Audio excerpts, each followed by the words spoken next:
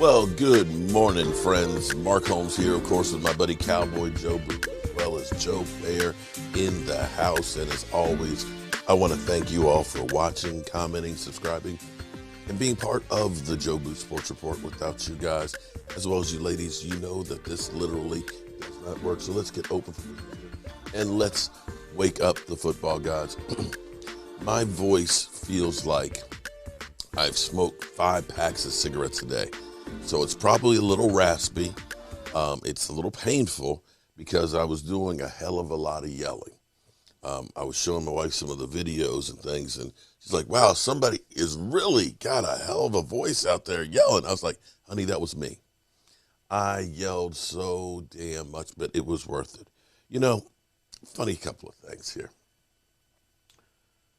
We got a victory.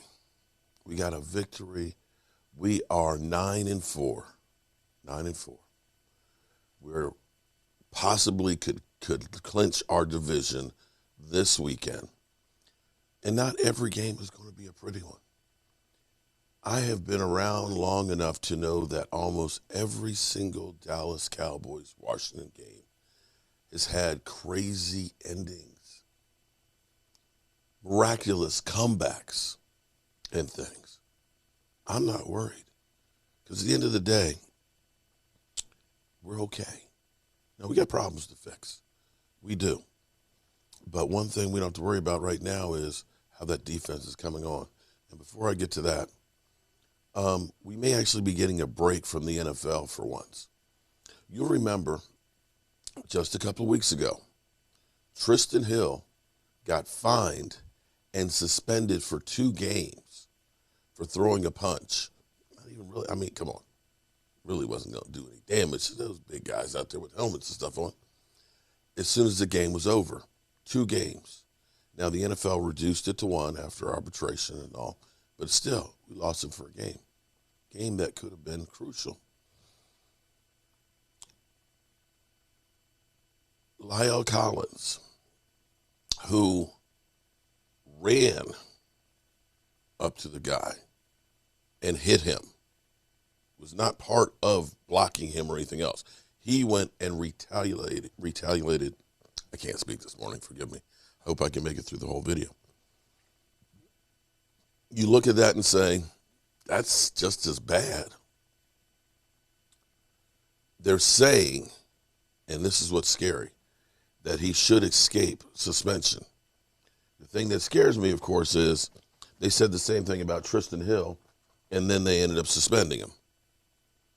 So hopefully they don't suspend Lyle Collins for the game, because Tyron Smith, of course, is supposed to be getting an MRI, and we know that he is not going to be playing this week. That's beginning again to shift this offensive line with another offensive line changeup. You know, everybody talks about the Cowboys offensive line. Oh, the break. This year, there's been so much change and turmoil on the offensive line. Consistency hasn't been there. It really hasn't. And we've struggled because we've had so many different lineup changes. We've had Connor Williams, who was the penalty machine first part of the season. Then we tried Connor McGovern, and we found out Connor McGovern can't get to the second level to the linebackers. Tyler Badish was having problems with, guys like Vita Vey, big guys in the middle, being able to push them basically in Dak Prescott's lap. We had Terrence Steele playing great on the right tackle spot, but then when Tyron Smith got hurt, he ended up playing over there. We had Ty Nsekhe in there playing. Then we had Lyle Collins coming back. We've had so many change-ups on the offensive line. The consistency and the cohesion has not been there. And that's one of the things that we need to work on going forward. Hopefully we get this together.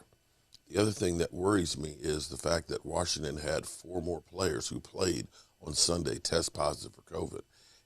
Will we see some of those cases today and tomorrow in Dallas hurting our team going into the game against the Giants? So, of course, there's always things to worry about with everything with the Dallas Cowboys.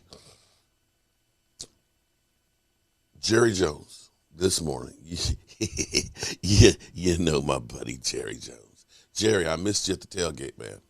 You were talking about all of us great fans and fan support here in the D.C. area and how good they were. Joe, I had a plate of wings for you, man. We had the beef brisket. I went to 7-Eleven and I got the bottle of liquor for you. And you didn't show up, man. I'm really disappointed, Jerry. I thought for sure we were going to see you there because there ain't no party like a Joe Boo party because the Joe Boo party don't stop. Maybe next year, there, buddy. But we had a ball there. And if you were there's so many of you great fans. I didn't take a lot of pictures, although we have our buddy. I'm going to share the link with you guys. A professional photographer who's there. He's got some incredible pictures and things.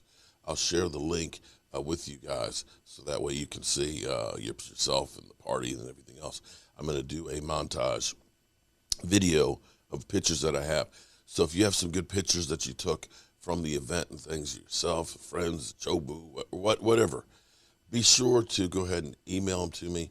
Or those who bought tickets, you actually have my phone number from the email. You can text them to me because, like I said, I want to put them together to show everybody, all you great fans that were there supporting the Dallas Cowboys here at that toxic waste. So my buddy Jerry Jones this morning said, the defense right now is the strength of this team.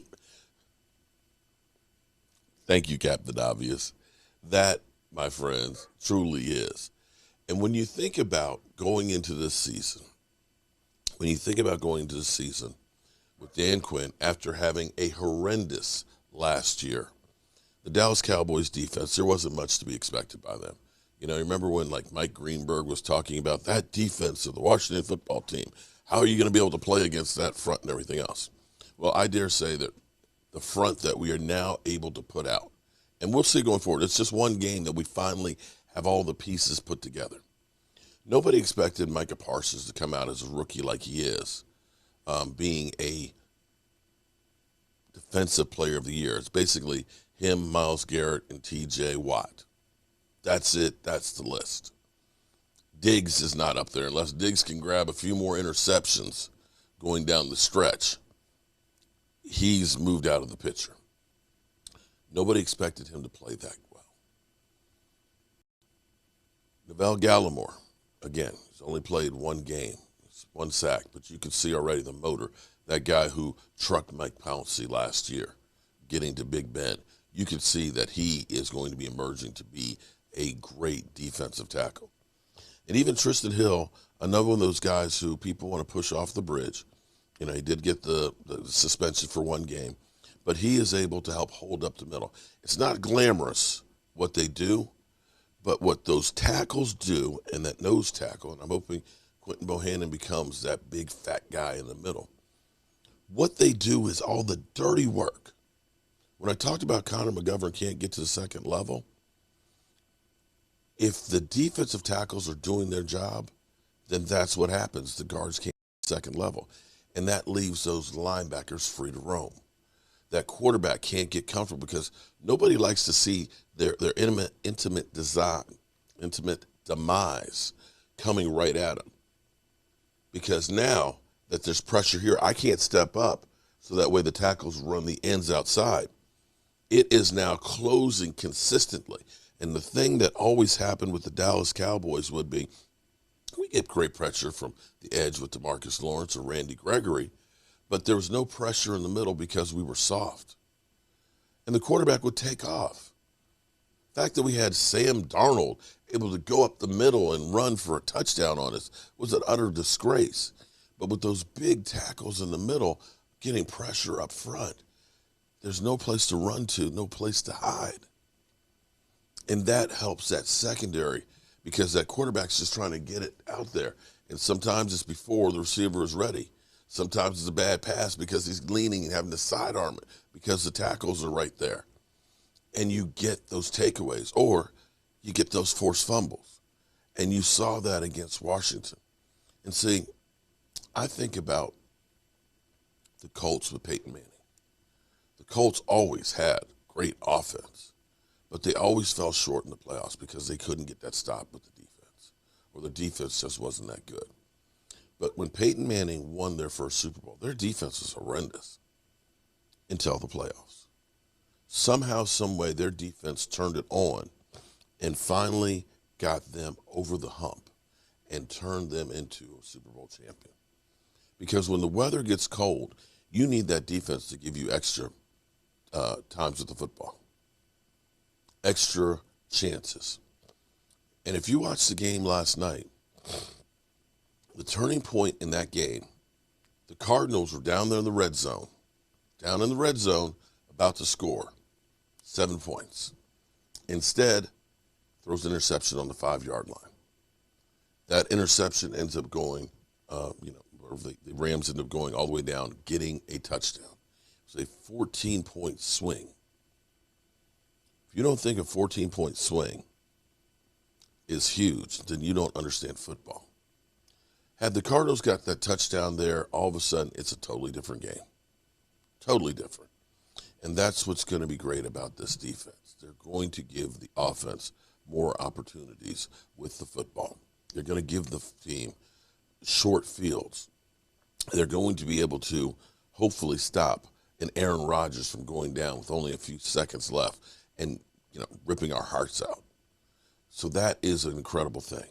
And all these people that are out here, Dak is regressed, Dak is trash.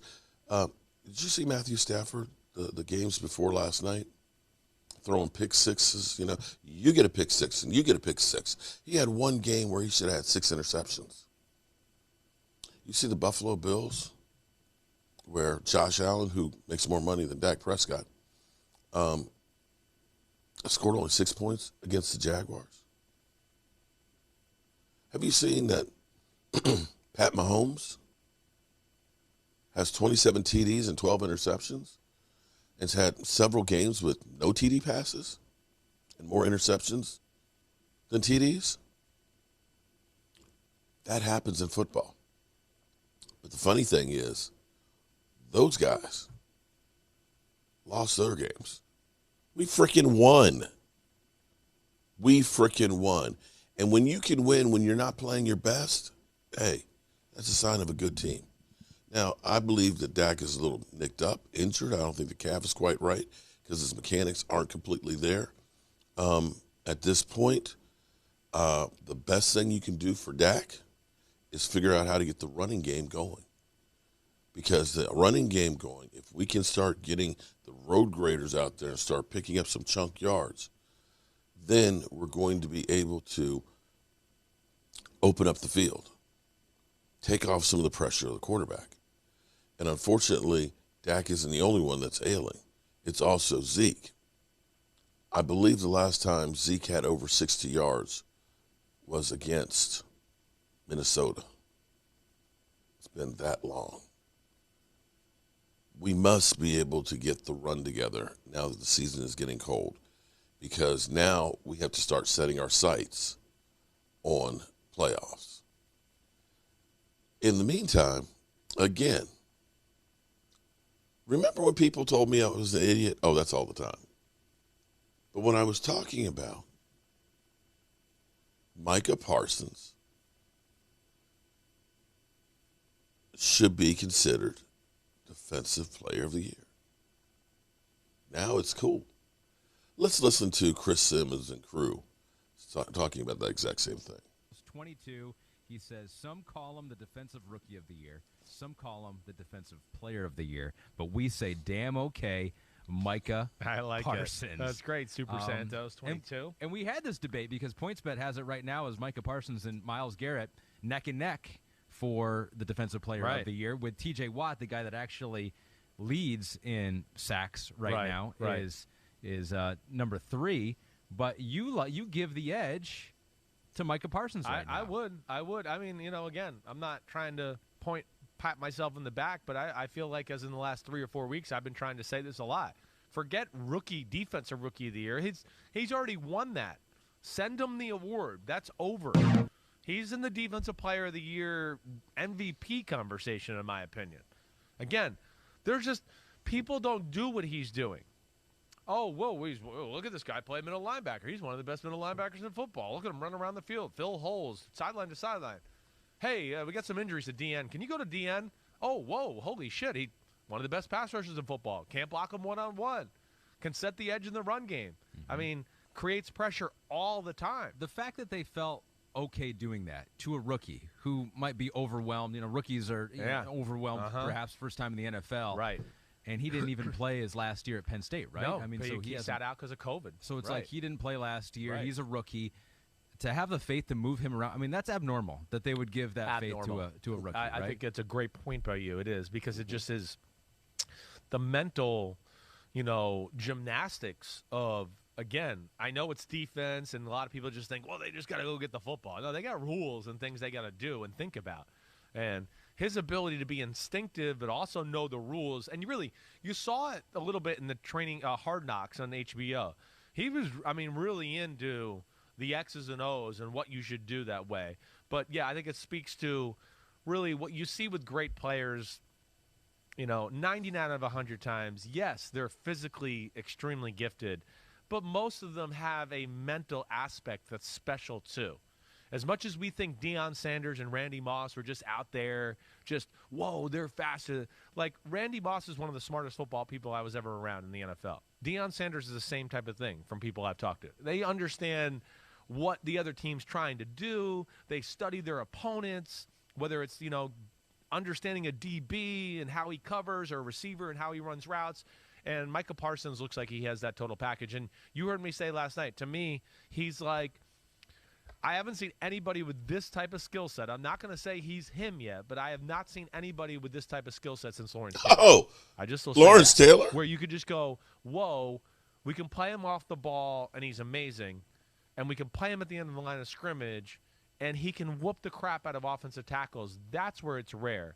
And right now, he leading the charge, and the Dallas defense is playing ball right now. And they're healthy.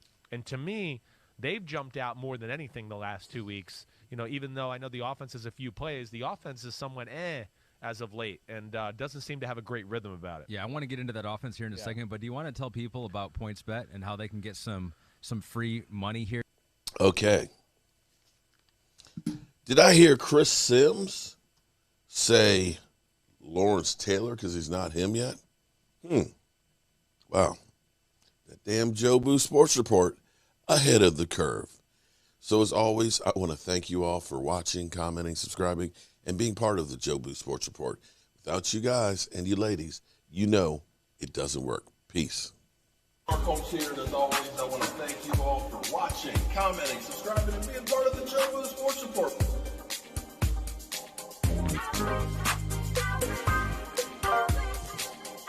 You did one hell of a job, and the only thing else I got to